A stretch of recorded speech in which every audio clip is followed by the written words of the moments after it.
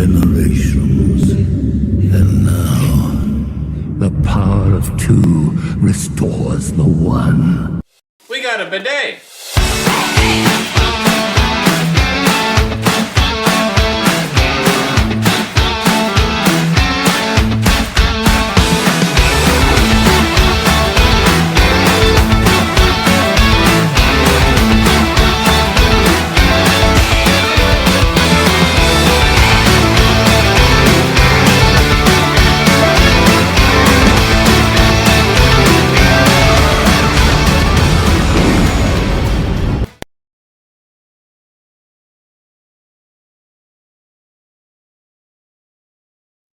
Hey everybody, and welcome back to another video. In today's video, we're talking about the latest episode of The Bad Batch. Last week we got episodes 1 through 3. This week we only got one episode, and we took detailed notes. We got some little feedback saying that we need a little bit better with our notes. So I got notes this time. I got the right names. So we did get kind of a short and sweet episode. Not a whole lot happened, but there were a handful of Easter eggs in here. So there are some cool little things that were happening. And by the end of it, we kind of moved the story along quite fast, at least from in our perspective. So let's just dive right into the episode. So last week we were left off with Omega and Crosshair leaving Tantus and running away from Hemlock. Omega's blood was taken by the Imperials, and it was flagged as being special in some sort of way. We don't know a whole lot about it, except for it was like M count is what they care about. So Omega and Crosshair do make their escape. Hemlock calls off the attack so that they can get away, but their ship is damaged. So they crash land on a planet nearby, and basically, Omega is still thinking about, hey, once we get done with all this, this, and that, we need to go back to Tantus and rescue all the other people and creatures that are there. And Crosshair is kind of like really trying to make her grounded in what the situation is. Like, hey, that sounds great, but we got to care about ourselves here for a minute. And so basically, they have to try to find a way off the planet so that they can go and find their friends. So they head towards a nearby town, and Omega's a little shocked that there's some Imperials around, but I mean, it's the rise of the Empire. It should be no shocker to them nowadays that there's a chance that there's Imperials. And so they're trying to get off the planet. They're trying to get to a shuttle, and they don't have their chain codes, which is basically their version of their IDs. And so when they go to try and get on this shuttle, you know, they're asked for their chain codes, and Omega's like, I ain't got it. We need to get out of here discreetly. And so Omega's trying to bribe this cashier person at the front desk. And this front desk person is entertaining the thought of it, and they're saying, well, it's going to cost you. And basically between Crosshair and Omega, it's going to cost them 30,000 credits to get off the planet discreetly with no chain codes. However, they don't have any money, so they have to figure out another way to do it. If only there were some way to make some money. Right, and we get kind of like this callback to, I think it was season 2 that we learned this about Omega. I don't remember if it was season 2 or season 1. I think it was 2. Omega is really good at playing games, like card games, board games, what have you. And so they go to a nearby tavern, and she sees that people are gambling money. And although neither her or Crosshair have money, she's like, well, the people don't know that. I'm just going to go and gamble and see what happens. And so Omega goes up to the table. There's a Trandoshan there that had just won some money from somebody, and she wants to buy into a game and try to make some money. Well, her little devious plan works. You know, he doesn't really care about whether she has money or not for show. It's just that they start playing. She starts winning his money, and eventually, I think she almost clears him out of his money. But it gets to a point where Omega is like, I'm done. I don't want to do it anymore.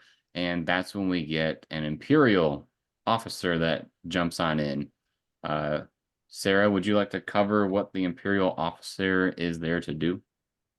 Yeah, so at first he's just trying to intimidate her, like, don't leave so soon. You got to play me because this is my town, right? And she winds up winning, which is really kind of enforcing the power struggle between Crosshair and Omega. She wants to do things in kind of a more peaceful way, maybe not necessarily ethical because she is hustling people, but Crosshair is all about let's just shoot everybody down and get what we need and go. Um, so she's able to get some money. She defeats the officer in her game. Uh, but it's kind of a trick, right? Because he goes, well, wait a minute. Gambling is illegal and you just gambled, so pay me my fine, which is 10,000 credits, which seems really hefty. But even after that, she's still left with 35,000 credits. So going from nothing to 35,000 is insane. That just blew my mind that she somehow managed to get that much money that quickly and that people were that willing to just throw away those amount of funds. But while they were playing games, Betcher was kind of being distracting, right? That's Omega's like pet dog creature thing. And so Crosshair had brought him outside. When they leave, Betcher is missing. And so the hustler gets hustled, right? Because there's a kid out there that's like, well, I'll tell you where he went for a lot of money, right? So she has to pay him off. She's just basically having to disperse her funds to everybody, it seems. So the Imperials actually took Betcher, and if I can't save all the people on Tantus, at least I can save my dog, darn it. So she's going to save her dog, whether Crosshair likes it or not. And this is just another one of those times of Crosshair not really getting his way. To me, it almost seemed kind of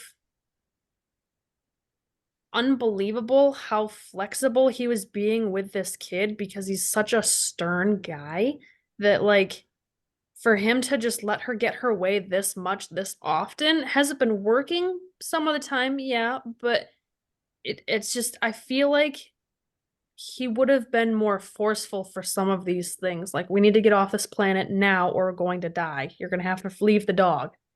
But I think he's starting to understand because like when they were on Tantus, Crosshair knew that he couldn't get out by himself. And then he realized, well, it was Omega that got me out. So maybe he's getting some sort of, thoughts going on where he's like, well, maybe I really can't even get off here by myself. She does give him the money. Like, he had plenty of money to be able to just leave by himself. But Yeah, she threw him the whole bag of money and said, "Here, if you don't want to come with us, then see ya. I'll get him myself." which is kind of, I mean, I don't know if this is what they were going for or not, but it's kind of like an echo from A New Hope when Han wasn't, willing to help out the rebellion at the end, and Luke was like, "Well, just take your money and leave then." And then later on, he shows back up. Yeah, Maybe he has a change of heart, or so it seems. right. Maybe he just views her as a valuable asset, kind of like you were saying. He helped her escape, so yeah, that's a good point. But yeah, so she goes to find Betcher, who is in like a outdoor storage area, right, with a whole bunch of other creatures in a crate. And she gets caught, all right, by the Imperial officer who was gambling against her and basically reveals that he knows exactly who she is and that Hemlock's not gonna, you know, Hemlock knows that she's there. So it's kind of a little bit of a standoff, and so she goes, "Well, fine, we'll do it your way." But who she's really talking to is Crosshair, and he goes, "Finally!" And so then he starts shooting people down, and then we get a big shootout. Uh, all the animals or the creatures are released so that Betcher, they can leave with him, and they find a ship. One of them that's around there and able to get out of there. I don't know if they still have the credits with them or not, because I know she threw them to the officer, but I want to say that Crosshair picked them up before they left. it looked like he did, unless that was a different part. Yeah. That detail I don't remember. But so then they fly away, and she says she's sending out a coded message for Hunter and Wrecker to hopefully find them and meet them on this other planet. And this is kind of basically the end of the episode, right? Is them landing on this other planet. There's a ship already there. Jeremy informed me it was the Bad Batch's ship. I don't know ships well enough to be able to recognize it myself, but it's them. And so, everybody's got their very heartwarming moment of seeing each other after so long. And she goes, Well, seeing Omega, you mean? Because they what? have they have a little bit different feelings for Crosshair. Right. Yeah. Yep, so she talks about how she had help, and then we see Crosshair come off the ship, and Wrecker looks very apprehensive, like, I don't know about this. And before anybody's able to say anything, that's where the episode cuts off. Yep. Just cut to black. Ba-da-da-da-da. Yeah, I Which, thought that was great how they ended that. They don't even give it any dialogue. Just just get that look on their faces. yeah. I don't know about you guys, but it seemed pretty. I, I was left really unsure of how to feel of the ending, because it definitely pulled at my heartstrings. I liked seeing our friends regroup together. That was great. But if you think about it for more than 30 seconds, it's kind of coincidental that she happens to send out this code, and they happen to be able to be in range to hear it and able to go there on time, and no other complications. Nobody's following them. This ship's supposedly being tracked, or is trackable because it's one of the Imperial ships, but nobody was following them that whole time. Like, it seems a little too easy. But I'm also hesitant to say that at the same time, because so much of the previous seasons we've been complaining about fetch quests and things taking too long. Now here I am saying it's too easy. You know what I mean? Well, maybe it's not too easy. I think it's nice that they're moving things along, but correct me if I'm wrong, we're supposed to get 2 episodes next week, right? I believe so, yeah. I do not remember. So, and if we are getting 2 episodes next week, my guess is that maybe they will have some sort of issue come up, and then we'll have that being taken care of. What I'm Yeah, I'm sure they're being tracked. I mean, it didn't seem like Hemlock was too worried about catching up to them again. Right. My hope when they do get to the next episode, the one right after this, my hope is that they don't just kind of glaze over the fact that, Crosshair and Hunter and Wrecker are together again. I'm really hoping we get some solid character development there where it's uneasy, it's awkward, it's um It looks uncertain like about how they should be feeling. next week is 1 episode, March 13 is 2 episodes. Okay, so next week is 1 and the one after that is 2. Okay. Yep, I just checked it as well. And then it's another 2 weeks of solos and then another double. So I guess they're kind of mixing it up. Every couple weeks we get a two-parter. Nice. So Austin, did you happen to notice a handful of those Easter eggs that were going on during the little base with the creatures? You mean like the creatures themselves, or I mean it reminded me of Jurassic Park, but besides that, no. So yeah, there was the big when all the creatures were released, we got kind of like you said, that Jurassic Park moment where it looked like the Gallimimus were charging through the fields, but they were here trampling over the Imperials. But there was 2 other big ones. This one we don't get to see anything of, but we do get to hear the creature. There are porgs in some of the crates. There is Oh, like nice. the little chirping noises that they make. It was one of the first creature noises you hear when they first get to the base. But the second one, we actually do get to see part of it, and I think it was the Imperial officer. It was one of the officers. There's a big cage that opens up, and then there's like these tentacles that come out and grab it. That was Yeah, a Reptar oh, nice. from the Force Yeah, Awakens. that grabbed the captain. Yeah.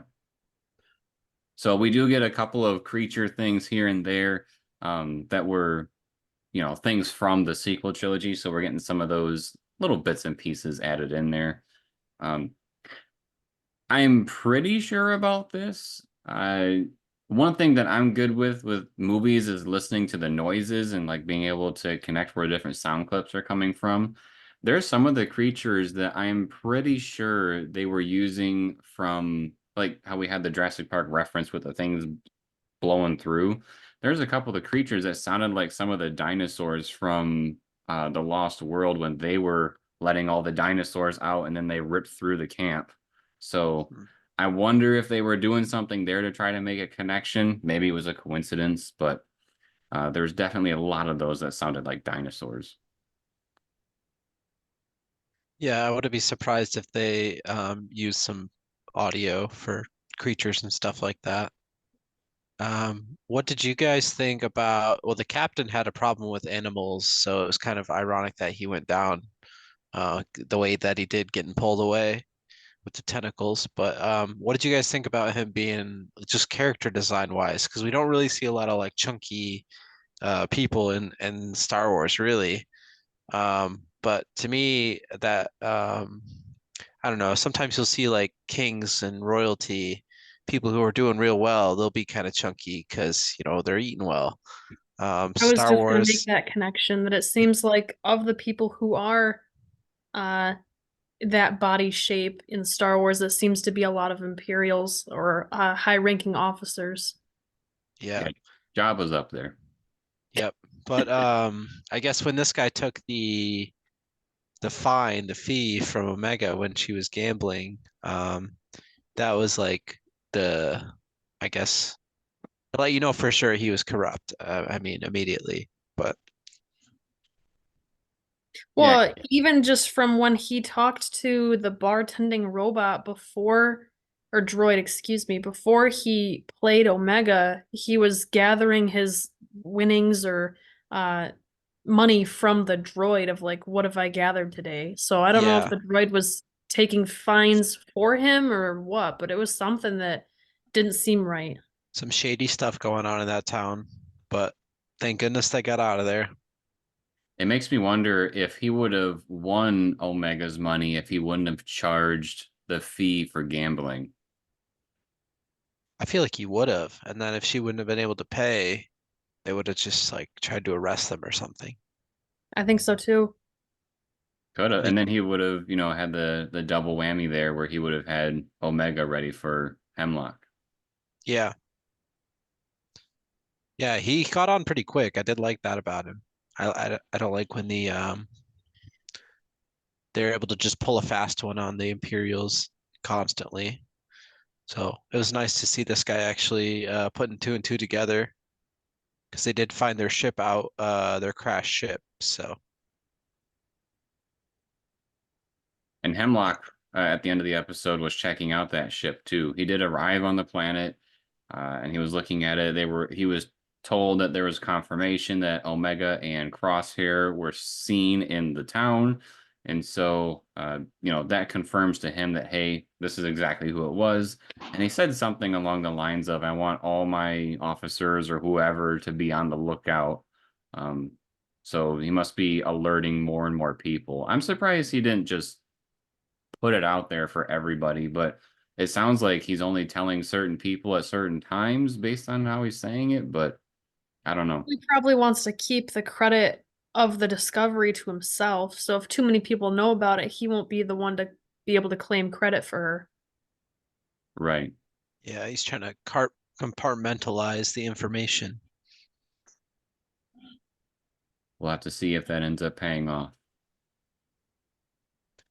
Yeah, I mean, we'll see. I guess next week might be another like one-off. I don't know what it would be though. I mean, I feel like they have to start in with our group. I don't know what dynamic they're going to do first, whether it's going to be the three, Crosshair, Wrecker, Hunter, if they kind of hash things out first, or if they're just going to like start hot into a mission or something. We'll see. What I'm kind of hoping for next week is we get that confrontation between Crosshair and then Wrecker Hunter. I'm hoping we get that. I'm also hoping maybe we learn a little bit more about Project Necromancer, just to, put some water on those seeds a little bit. And Right. then maybe get a small cliffhanger of what's to come with that two-parter. That's kind of what I'm hoping. Yeah, I think we're in a good spot. I think if they keep this pacing up, I think this could be a really good season. Compared to the last one I didn't love as much, but it was still pretty good. Yeah, I feel that. Was there anything else you guys wanted to mention for the episode? Um, just I mean nothing really. It's like it's all the same Star Wars. Like I can nitpick the episode, but like they crash land with from space, and they're fine. Um, and like Sarah's saying, it's so easy that they can just meet up anywhere in the galaxy because they can jump to light speed and send coordinates and send these coded messages. I So I also, mean, the Hunter and Wrecker at least knew what system to be in, so they were at least in the surrounding area, right? right, that's true. let's be fair though. The location that they went to wasn't just some random spot. That was a meeting spot they had from season 2. So Oh, I was it kind really? Okay. yeah, I forget they were working with somebody. I forget who it was, but basically they like rendezvoused at that point and then they did some mission stuff but that planet was a place they've been before. Okay, that actually makes a lot of sense because I kind of got those vibes that that was like a predetermined location they had like set up beforehand. So yeah, no, it makes sense. Sweet. All right. Well, that was our little episode discussion of episode 4 from the Bad Batch season 3. We look forward to next week's, of course, and hoping to see some cool stuff there, especially with the cliffhanger that we got from this week's episode. So, if you enjoyed this type of video, make sure to subscribe to the channel and turn on notifications. That way, you are notified when next week's video drops. Drops a like if you like the video, and drops a comment letting us know your thoughts on this week's episode of The Bad Batch and where you think it's going for next week. And then, as always, everybody, thank you for watching. We'll see you next time.